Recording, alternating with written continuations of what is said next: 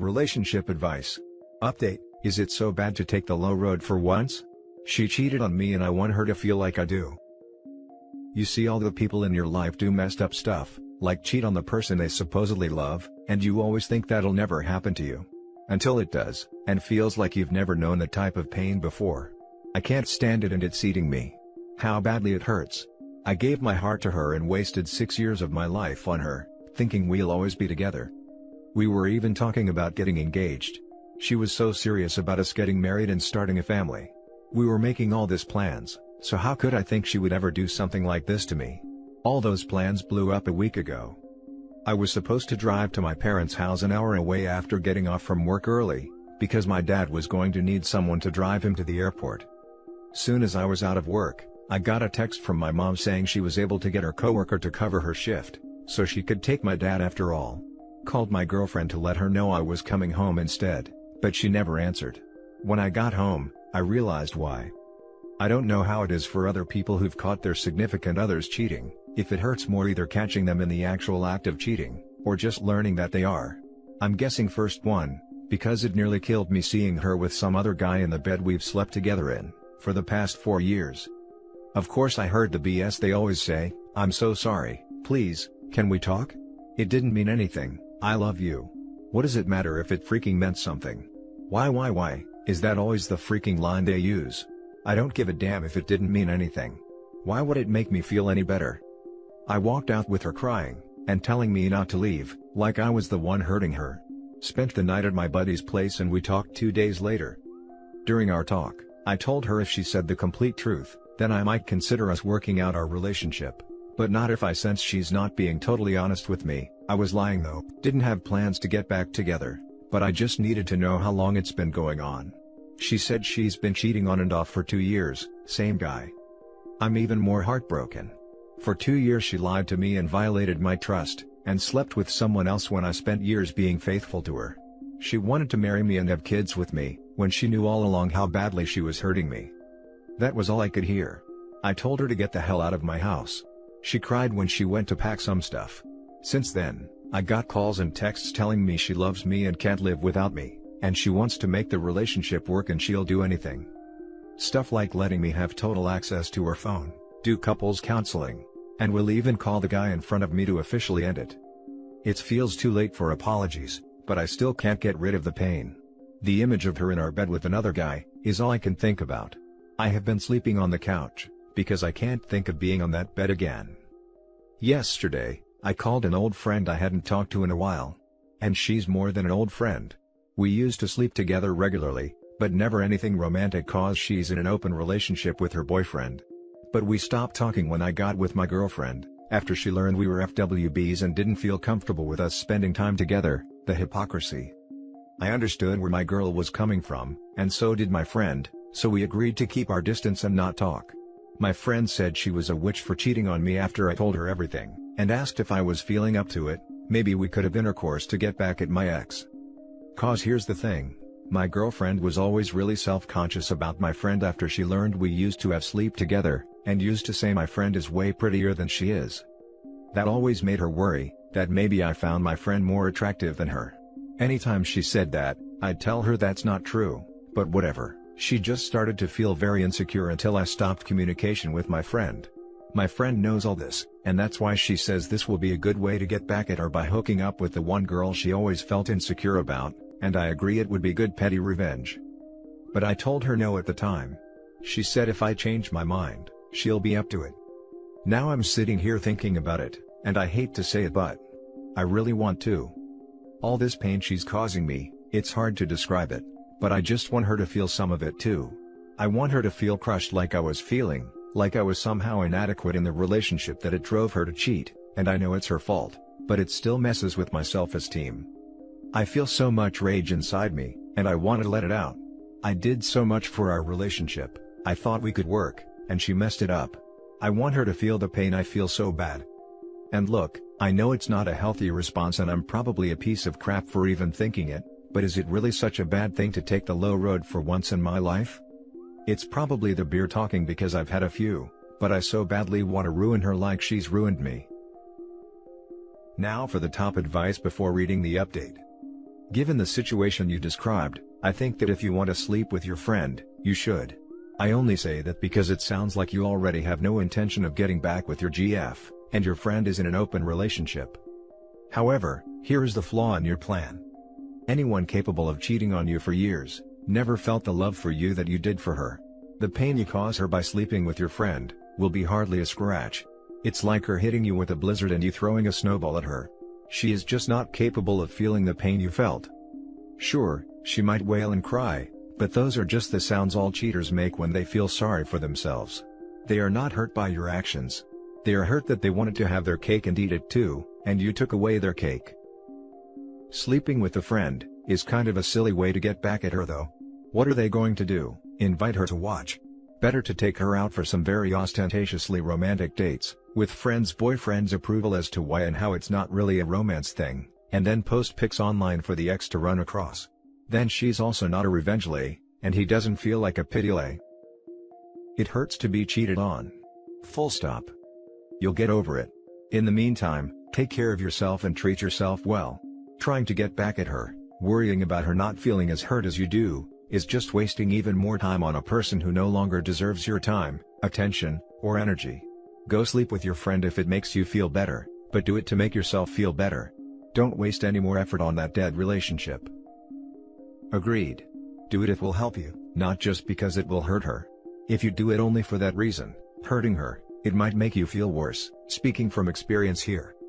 In counseling, they often tell you after being cheated on to not make any decisions for several weeks, because you're traumatized and shocked, and might not make good decisions, or ones you won't regret later. I'm so sorry this happened.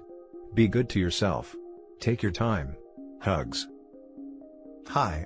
As a girl having read your post, I can tell you to do one better that will sting a lot more: be successful. I know if my ex hooked up with an old flame right after we broke up, I'd be like, ha, he's so desperate that he hooked up with the first girl that would give him the time of day.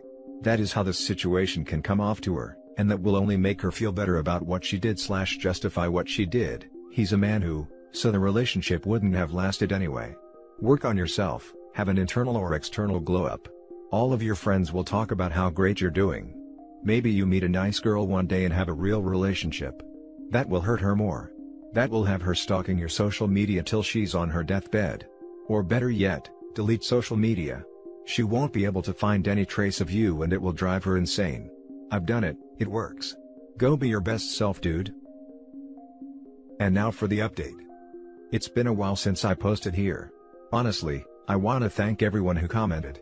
I was in a really bad place when I posted this and your support really lifted me up, especially everyone who DM'd me with their own stories, and making me feel like I've got a whole community who knows what I'm going through and have my back. You don't know how much that meant to me. It's been a few months and I'm slowly doing better. I'm keeping busy with work, started working out more, and going out for runs just to get all that energy out.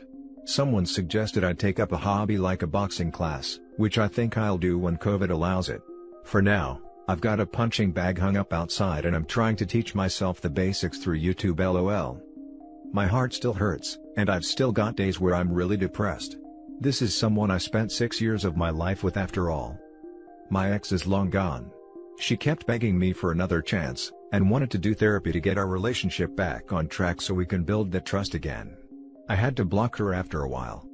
As for our friends, I told them everything before she tried to turn this on me. They were all really supportive, and almost all of them except for two cut her out as a friend. That really meant a lot to me to at least know I wasn't going to lose more than just her, except for my two other friends of course. A few of them even offered to come to my house and help me pack up her stuff, so I wouldn't have to do it myself. We threw out my old bed and I was finally able to sleep in my room again after staying on the couch for weeks, because I couldn't stand to sleep where she cheated on me. I did have to rearrange everything in my room to be more comfortable. I don't know why, but it helped knowing nothing is where it was before. My two best friends were there with me when she came to pick up all her stuff. It was in a way satisfying to watch her load everything in her car all by herself, while we just watched her and had some beers. We definitely got messed up that night just to help me forget about her, and celebrate my ex officially being out of my life. As for my ex FWB, the one who offered to have sex with me and make sure my ex found out about it, I didn't end up doing that. Like some of you said, wasn't worth spending my time and energy like that.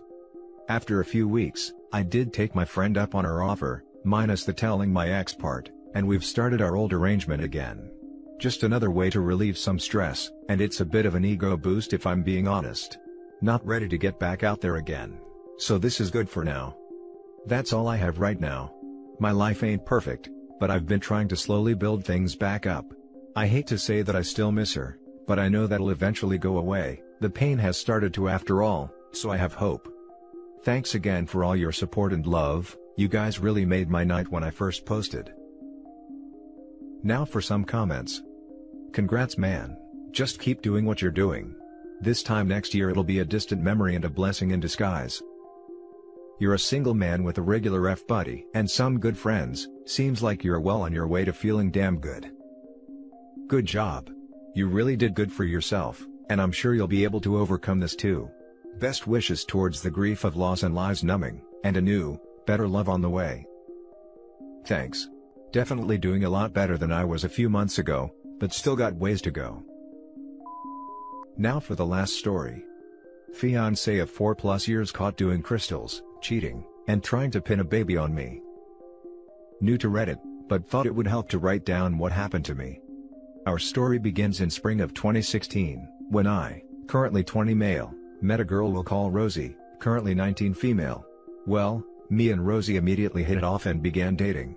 Rosie was a shy and kind girl, but she had her demons. One thing that was bad about her is that, she always let the people around her influence her decisions. She also immediately became extremely jealous and forbid me from hanging out with female friends and going out to parties, unless I was with family. I said fine, but that I expected the same from her. Honestly, looking back, the relationship became toxic pretty quickly. Her jealous nature and possessiveness eventually made me become the same way. Eventually, it led to worse things down the line. I always tried to understand her because her father abandoned her family. And her mother, brother, and grandma were all abusive towards her. Most of our relationship was long distance, since I'm originally from Mexico but work in the US, but we would text/call/video chat every single day for hours and hours. I went to visit her as frequently as possible, and we even lost our first time together. The whole time we were together, she always only wanted two things: to get out of her house, and a baby. We had our normal ups and downs as in any couple, and so we dated and remained strong year after year. Cut forward to about July 2020, and we are still in a somewhat toxic relationship. By this point, she had really changed me as a person. I became more cold and uncaring, since before when I was more sweet, she took advantage of me and would verbally abuse me. By this point, I had also become more aggressive and intense with her. I had been in the US for a while, saving up money so I could be with Rosie, move in together and start a life together. One day, while we're talking on the phone as usual, she mentions that she wants to start working at a new place, greenhouses/farming place. However, I say no, because that place is infamous for how toxic it is. Most of the people who work there are young, but involved in gangs, and are substance addicts/alcoholics. Pretty much everyone who goes there, ends up badly. How do I know? Because I have family members that worked there, and came out addicts, alcoholics, pregnant, or all three. Well, she said fine, I won't go, and that was that. Over the next several months, I noticed several changes in her schedule, her appearance, behavior, mannerisms, etc. Some days, she would take forever to answer messages in which she used to answer quickly. She would reject all my calls. Tell me she couldn't talk right now. She always had an excuse for everything. She would specifically tell me she needed to go at 8 p.m. every single night on the dot to quote, take a shower and take some medication, and would get aggressive if I didn't want her to leave yet. She began receiving strange friend requests on her social media, including one from a guy that seemed off. She was never the type of girl to want to add guys to her social media, but she was really insistent on adding this one guy in particular. I asked why, and she said, because my mom says that he might be my cousin. It was a lie, but we'll get to that. She became very distant over time. Over all these months, I asked repeatedly what was going on and to just come clean, but she never did. Cut forward to last week, and I find out the horrible truth from some family members/friends. In July, she did start working there behind my back, but that's just the beginning. In August, she began hanging out with the wrong crowd. In September, she started talking to a guy we'll call Tony. Yup, you guessed it, Tony is the guy from the friend request. Tony is a huge addict, and his family with local deal award. How do I know? Because at the time, he was dating one of my cousins who he also got addicted to D's. Well, I'm not sure of exactly when, but around that time, Rosie began using crystal, as well as other substances, probably influenced by Tony.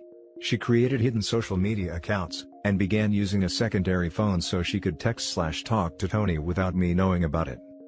In October, Rosie began cheating on me with Tony, and Tony began cheating on my cousin with Rosie. I knew something had happened because 3 Fridays in a row, Rosie completely disappeared and ghosted me, with the excuse of visiting family, but in reality, she was more than likely getting high and drunk with Tony and her friends. Throughout November and December, she would randomly disappear some days, and ignore my calls and texts. By this point, I had become paranoid because I knew something was happening, but she always had an excuse and made me feel like I was crazy. I became depressed and more aggressive towards her because I knew she was lying, but she always denied everything, and said I saw things where there wasn't anything. But in reality, she had more than likely become Tony's new personal ex-toy. He would get her drunk and high then have his way with her, which he had done to many girls before her. The last 6 months of my life were a complete lie, and filled with manipulation. At least since October, every day she would get high, drunk, make out with Tony, and at night she would text/call/video chat with me.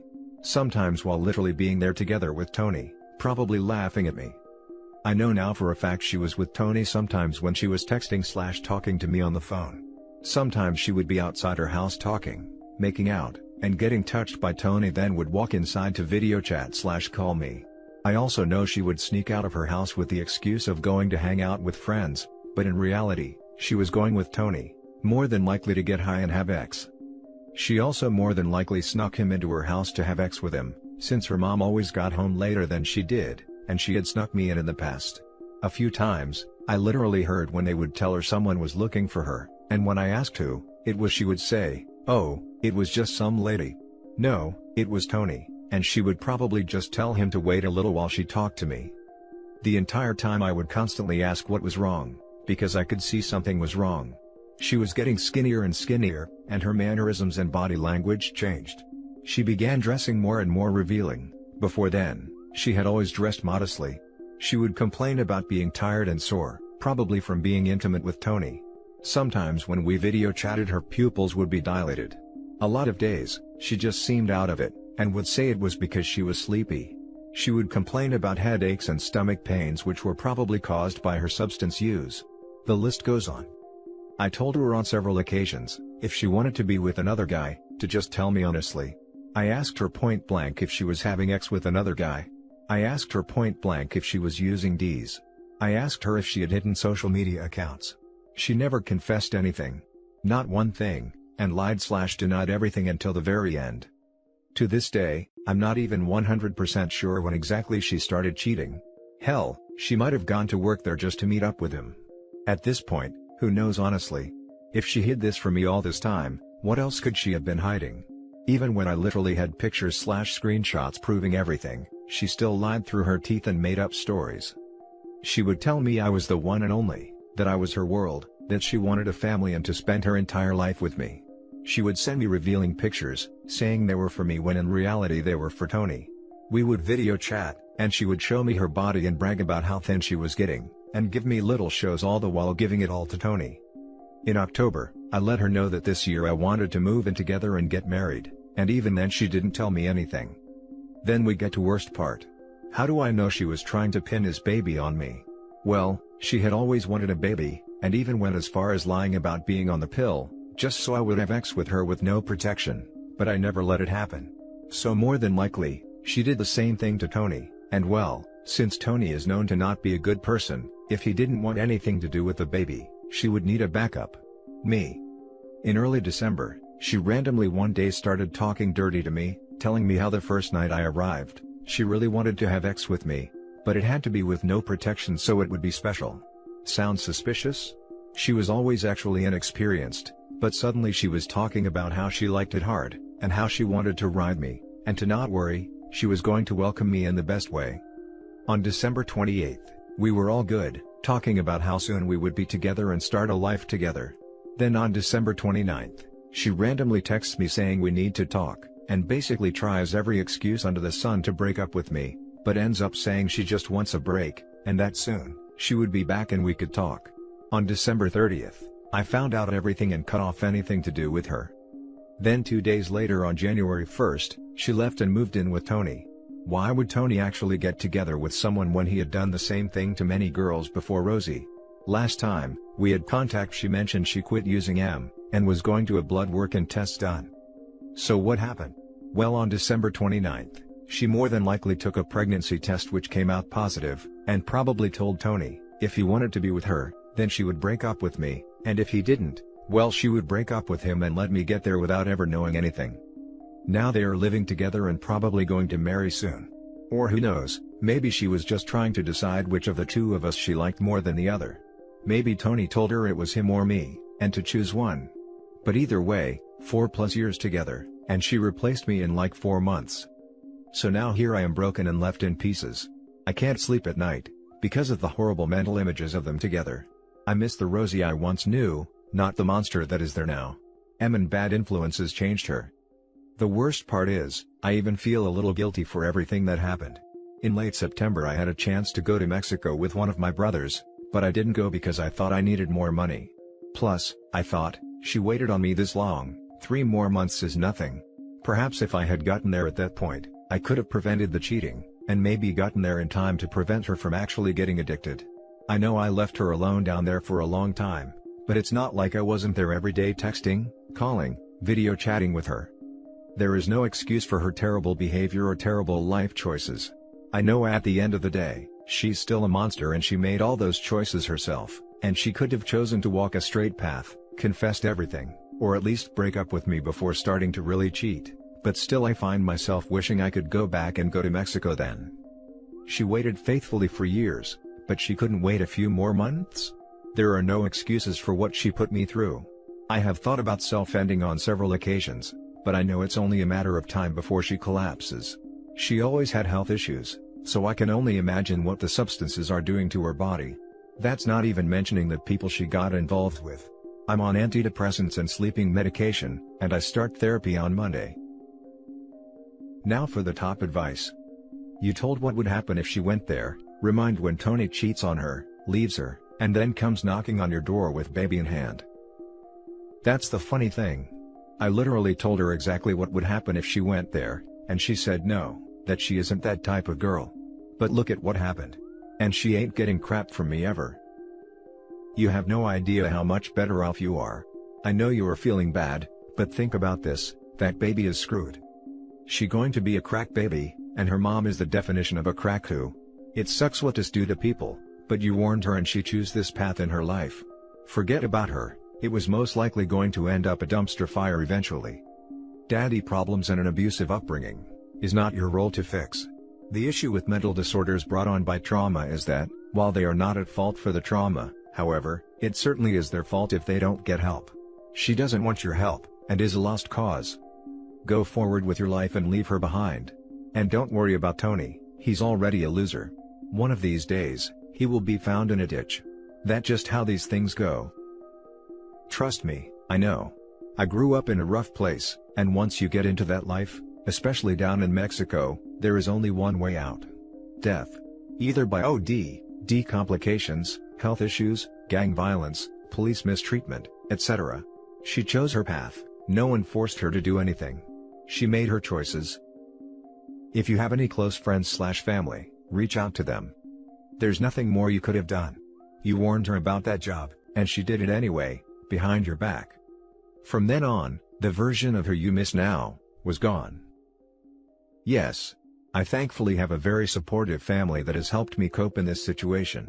As for her, I couldn't care less what happened to her. She endangered her life, as well as mine, by getting involved with that type of people.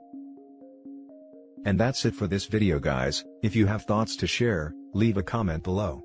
Don't forget to hit like and subscribe if you like this content. I'll catch you in the next one.